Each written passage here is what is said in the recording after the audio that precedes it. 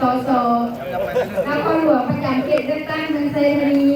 เพิ่นจะมอบเงินคุณลูกนางประกาศทางตั้ง1,500,000 ล้านกีบมาขอยังเกินค่ะการนำของไทย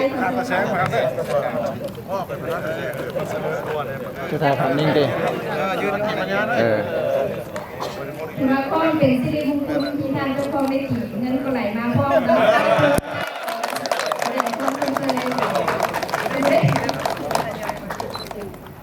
เจ้าขอขอบใจนำทางนางของไทยขอบคุณทาง